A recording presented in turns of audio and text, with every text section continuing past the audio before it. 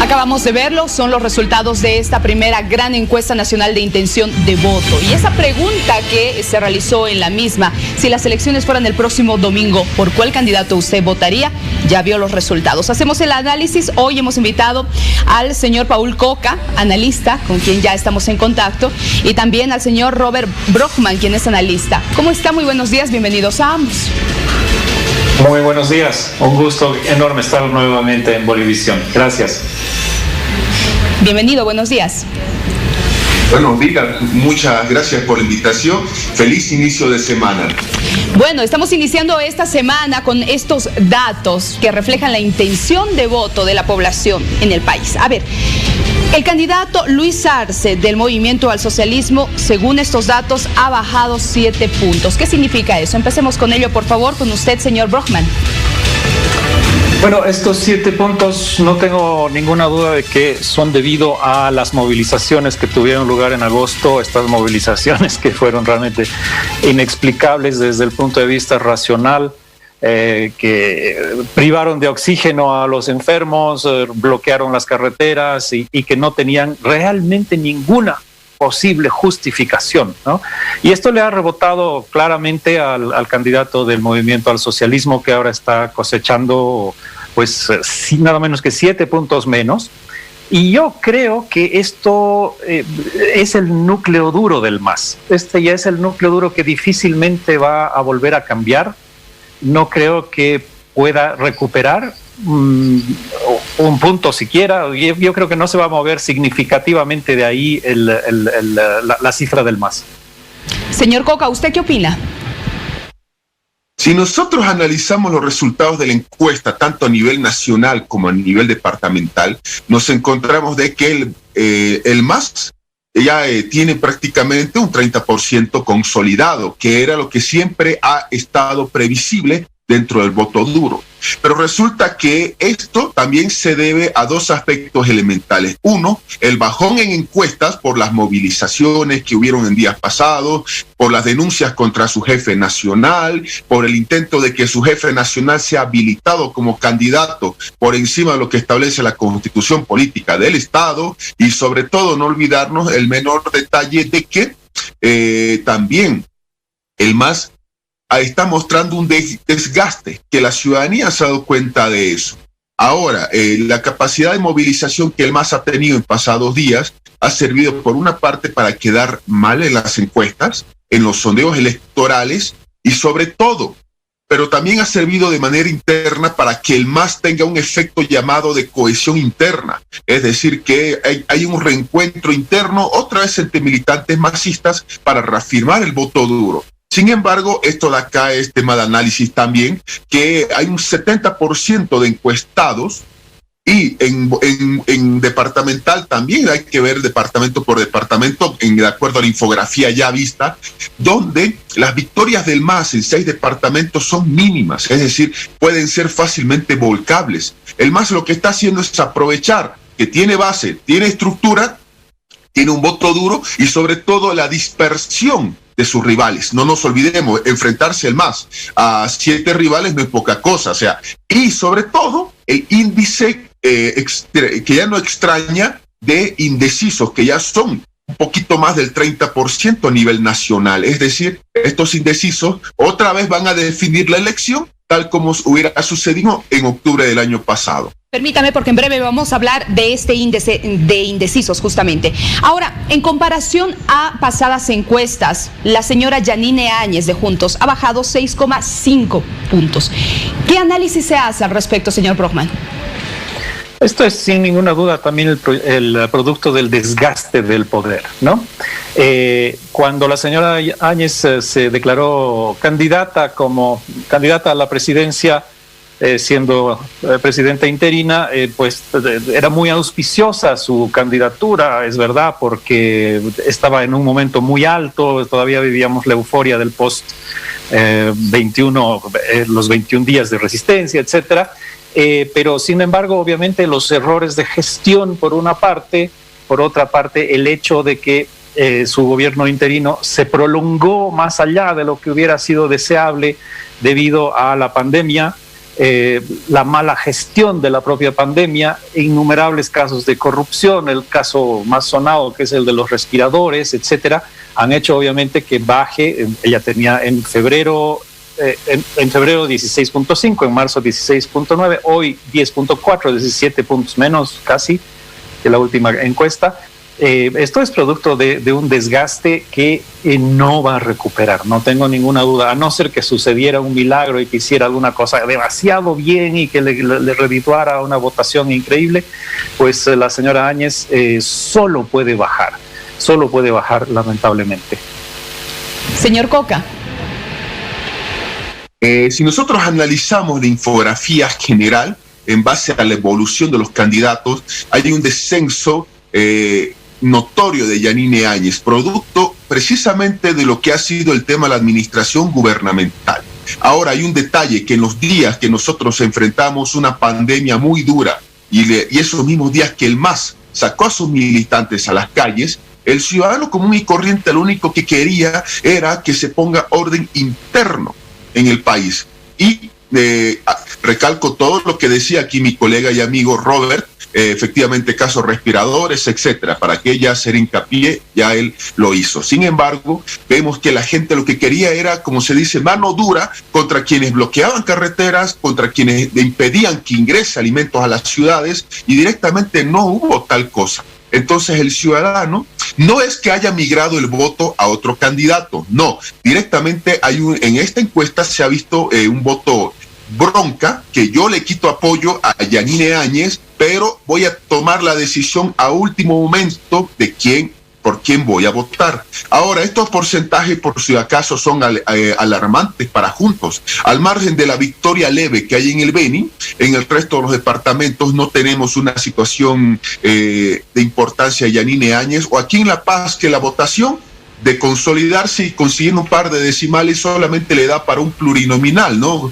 cuyo candidato a primer pluri es William Vascopé. Pese a que en La Paz hay la estructura de Luis Revilla, la estructura de Samuel Doria Medina, Soledad Chapetón, y obviamente lo que ha conseguido Yanine Áñez y todo el movimiento los 21 días. Entonces nosotros vemos de que la ciudadanía, el encuestado, le quita apoyo, pero todavía no ha decidido por quién o a dónde va a migrar ese porcentaje de votación.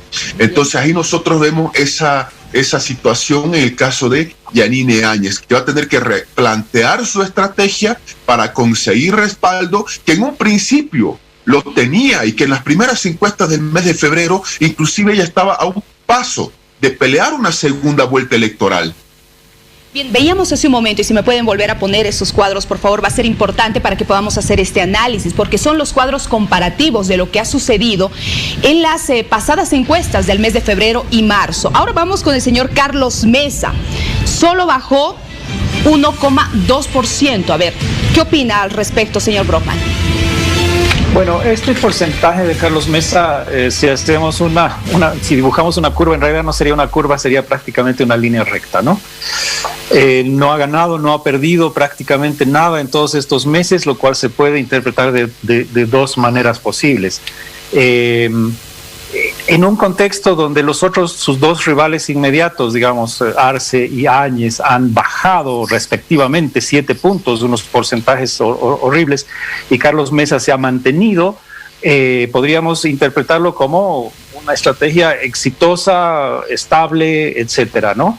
Pero por el otro lado, si tomamos en cuenta que los otros han perdido semejantes cantidades de votación, ¿a dónde se han ido esos votos? No han ido a Mesa. Eso es lo interesante, no han ido a Mesa. Entonces, desde ese punto de vista, podemos verlo como un relativo fracaso. Y ahí yo creo que donde vamos a querer ir a hacer el análisis en un momento con Paul y contigo mismo, Vania, es el tema de los indecisos, es decir, ¿qué es lo que van a hacer los indecisos? El sector que ha ganado votos ha sido los indecisos. Yo creo que vamos a llegar a ese punto en unos minutos. A ver, señor Coca, ¿qué opina del señor Carlos Mesa? El caso de Mesa es el siguiente: de todos los candidatos que están en la tabla y que se puede ver, es el que prácticamente menos ha perdido votación, conjuntamente con lo que es Camacho, pero la diferencia es que Camacho perdió de marzo a septiembre poco, pero si hablamos de febrero a septiembre es bastante. El caso de Carlos Mesa es que Mesa ha tenido la habilidad política que los otros rivales no han tenido para ubicarse en un centro político. Y ese centro político le permite tener descontentos del MAS a su favor y descontentos de los rivales del MAS. Ahora, la estrategia de Mesa ha funcionado en las épocas de pandemia, porque si bien no detentaba los recursos o el poder para realizar campaña, se ha estado moviendo a través de sus afiliados, a través de sus seguidores, bastante en redes sociales, a través de encuentros, conversatorios. Pero ahora, el problema de Mesa que va a tener que enfrentar son dos. Uno, pelear ese voto de indecisos, que enseguida vamos a hablarlo con todo gusto. Y punto dos, que Mesa en este instante ya debe dejar su estrategia de enfocalizarse única y exclusivamente por redes sociales a buscar el voto directamente en la calle, con las respectivas medidas de bioseguridad y prohibiciones que existen. Ese es el detalle de Mesa. Y sobre todo, ya no puede confiarse Carlos Mesa en que el voto útil le va a beneficiar en un 100%, porque existen otros candidatos que son fuertes regionalmente hablando, que están de igual manera yendo detrás de ese voto útil. Entonces Mesa en este instante, el punto que ha perdido directamente es por la habilidad que ha tenido él y su gente de ubicarse en el centro. Ojo, porque muchos, rivales del MAS saben que no pueden votar por un candidato 100% de derecha porque no quieren una transición que sea absolutamente dolorosa para el país. Quieren una transición, por ejemplo, que sea media. Y la única opción en la papeleta de la transición media en este instante es Carlos Mesa, ubicado justo en el medio del MAS y al medio de los otros candidatos. A ver, seguimos revisando justamente los datos que tenemos en pantalla y este es el cuadro de todos los candidatos y también los porcentajes. Con estos resultados, ¿qué posibilidades hay que uno de los candidatos gane en primera vuelta? ¿O es que ya estaríamos anticipando con estos datos una segunda vuelta? Señor Brockman. Bueno, sí, claramente todavía anticipamos una segunda vuelta con estos datos, con los datos ya consolidados que tomarían en cuenta de manera todavía un poco especulativa a dónde irían los votos, los votos de los indecisos, ¿no? Imagínate, Arce está a menos de 3 puntos de ganar directamente la elección, si llegara al 40% y tiene más de 10 puntos de diferencia respecto de Mesa, tenemos directamente una victoria de Arce. Es, sin embargo, poco probable, yo creo muy poco probable que todos esos votos indecisos se vayan hacia Arce. Yo creo que es más probable que baje más bien de ese sub 26 a que suba a ese 37. Interesantemente, lo que se veía también ayer eran las probables segundas vueltas según quién fuera el segundo, ¿no? Y el único candidato capaz de ganarle a Arce en una segunda vuelta entre los 3 primeros era Mesa. Así que tenemos ese escenario, y lo cual nos lleva a pensar que tiene que haber, para una coalición gobernante eventualmente, tiene que haber, si es que se le va a impedir al MAS volver al poder, una alianza, y esa alianza lo más probable es que tenga que ser Mesa y Áñez. Bien. Señor Coca, ¿qué opina al respecto, por favor? Prácticamente nosotros vemos que para hablar de una segunda vuelta tenemos que tener 2 aspectos elementales. El primero, la misma encuesta lo dice claramente en pantalla, no incluye el voto en el exterior. El voto en el exterior incide entre un aproximado del 4 al 5% en los votos válidos, que es un porcentaje que para nada podemos despreciar de los compatriotas en el extranjero. Y el segundo punto, habrá segunda vuelta en la medida de que los indecisos decidan marcar el voto por alguna de las candidaturas. Claro, es imposible que el 30% de indecisos vayan a una sola candidatura, siempre hay fisuras en el camino, pero prácticamente tenemos que tomar en cuenta que es plausible el asunto de la segunda vuelta electoral. Ojo, y esto es bueno aclararlo, que el tema de una segunda vuelta electoral ya con 2 candidatos que estarían jugando una gran final, ya estaría marcando sí que hay una asamblea legislativa de por medio que está 100% consolidada.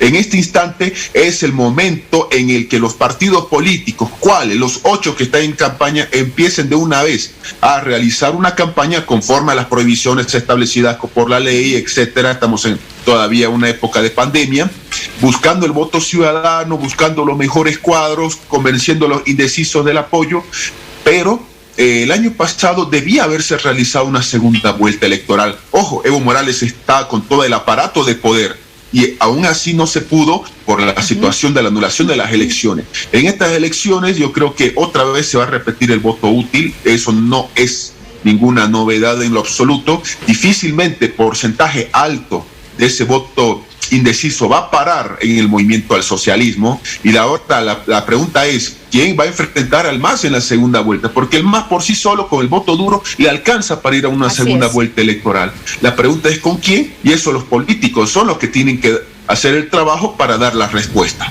Bueno, ambos analistas coinciden entonces en que es importante una alianza. Por otro lado, también va a ser fundamental la campaña que vayan a realizar los candidatos para persuadir el voto en ese porcentaje alto de indecisos. Quiero agradecerle su participación. Recordemos que hemos estado con Paul Coca, analista. Muchas gracias. También al señor Robert Brockman, analista. Gracias a ambos.